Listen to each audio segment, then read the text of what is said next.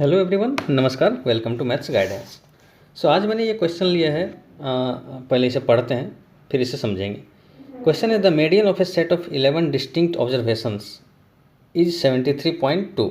Okay, if each of the largest 5 observations of the set is increased by 3, then the median of the new set will be. 4 options have been given. पहला है is 3 times that of the original set. Second है is increased by 3. Third है remains the same as that of the original set. And fourth option is it is decreased by 3. Alright, so सबसे पहले हमें समझना पड़ेगा कि ये statistics, if you have studied in class 9th and 10th also, so ये statistics chapter का है। ये स्टैटिस्टिक्स, ओके। स्टैटिस्टिक्स के अंदर हमें एक टॉपिक पढ़ने को मिलता है that is called measures of central tendency. Measures of central tendency, I think you may have studied these things. Measures of central tendency, okay. और इसके अंदर हमें 3 चीज़ पढ़ने को मिलता है। 3 चीज़, ओके। 3 चीज़ क्या क्या है? पहला है mean, MEAN, mean, okay, mean. Second one is median,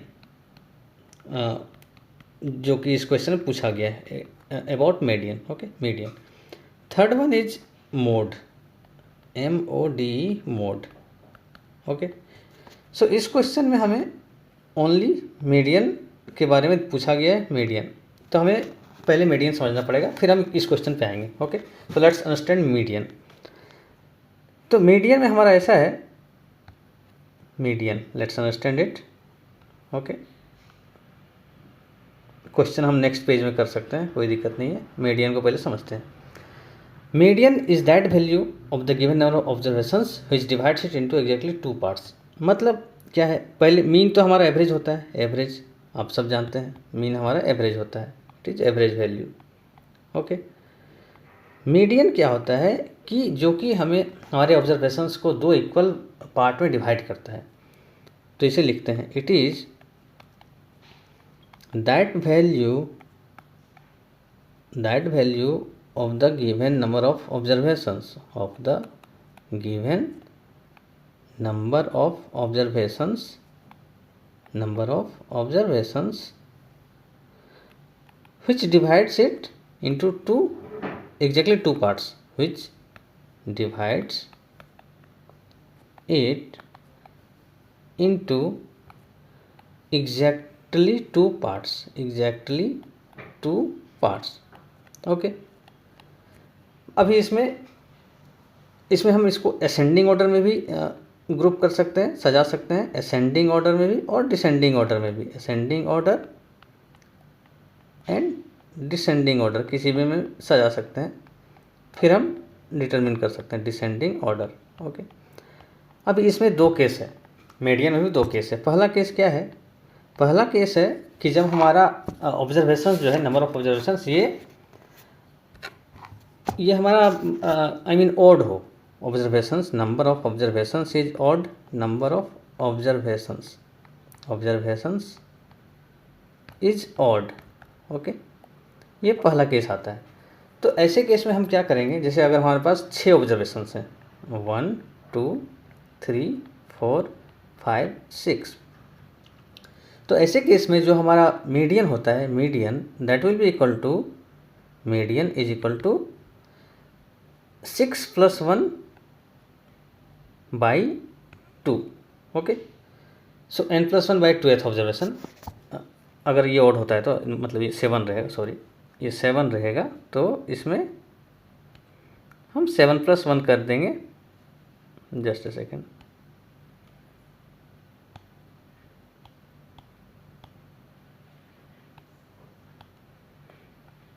इसमें हम 7 + 1 कर देंगे, ये हमारा ऑड रहेगा, तब ऑड 7 है, 7 + 1/2 = 8th। तो जो हमारा 8th 7 + 1/2 8/2 दैट इज 4th। तो जो हमारा 4th ऑब्जर्वेशन रहेगा that will be our median. ये पहला केस है। सेकेंड केस हम यहाँ पे करते हैं, सेकेंड केस है जब हमारा ऑब्जर्वेशंस इवन हो। Second case, number of observations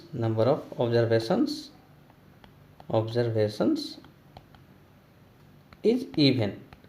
कहने का मतलब हमारा 6 हो सकता है, 8 हो सकता है। लेट अस सपोज हमारे पास 8 ऑब्जर्वेशन है, 1 2 3 4 5 6 7 and 8।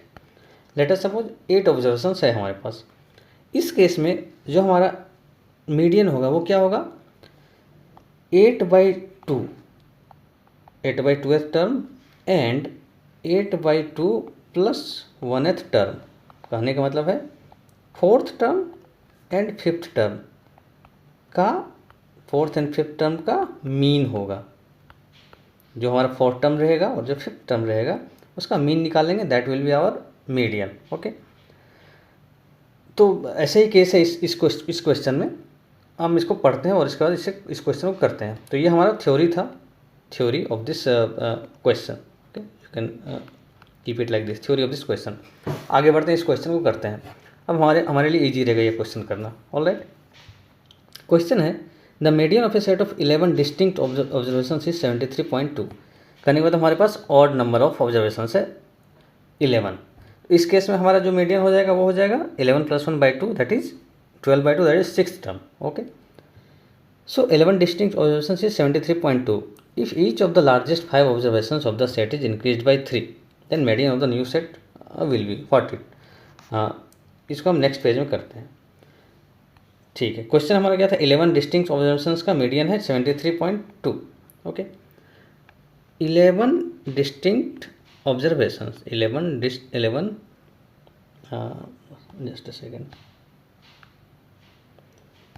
11 distinct observations, all right, observations, and the median has been given, the median is 73.2.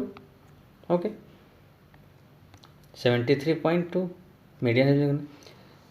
If each of the largest 5 observations is increased by 3, okay, सबसे पहले हम 11 ऑब्जर्वेशंस यहाँ लिख लेते हैं। लेट अस सपोज ये हमारा A1 है, A2 है, A3 है, A4 है, A5 है, डॉट डॉट डॉट, ये हमारा A11 तक जाएगा। ऑलराइट, तो इसमें हमारा जो मीडियन होगा कौन सा टर्म होगा, 11 + 1/12 टर्म होगा median. This will be the median. Okay, as we have studied. कहने का मतलब 12/2 दैट इज 6th टर्म होगा, जो हमारा मीडियन होगा 6th टर्म। ओके, यहाँ पे A6 लिख लेते हैं और A7 लिख लेते हैं और फिर डॉट डॉट डॉट ये हमारा बढ़ेगा, 6 A7 dot dot A11। 6th term हमारा मीडियन है। क्वेश्चन में कह रहा है कि if each of the largest 5 observations of the set is increased by 3। Okay, largest 5 कौन सा रहेगा हमारा, 1 2 3 4 5 6 के बाद जो टर्म आएगा वही हमारा लार्जेस्ट टर्म्स रहेगा। और इसमें हम कुछ भी कर दें, मान लीजिए ये A7 + 3 कर दिया, A7 + 8 कर दिया, dot dot dot A11 plus 3 कर दिया, यहाँ भी 3 किया, इस टर्म्स में 3 बढ़ा दिया। तो कुछ भी बढ़ा दे, जो मीडियन है वो हमारा 6 टर्म ही रहेगा, and that is unchanged. That is why the median will be same, the median will be 73.2 and that will be unchanged because increasing these terms is not affecting the median. The median is the 6th term and 6th term is not increased by 3, it is same. That is why median of the new set will be, it remains the same as that of the original set. Okay, question में clearly लिखा हुआ था कि last 5, it is not last 5, basically it is the largest 5। तो चूँकि हमें पता है कि हम जो अरेंज करते हैं वो इंक्रीजिंग ऑर्डर में अरेंज करते हैं, तो इंक्रीजिंग ऑर्डर में जब अरेंज करेंगे 1 2 3 4 5 6, तो लास्ट 5 ही हमारा जो रहेगा वही लार्जेस्ट ऑब्जर्वेशंस रहेगा। That is why it will be not be changed, the median will not be change, it will be same 73.2। Okay, so I hope you like the theory and this question also.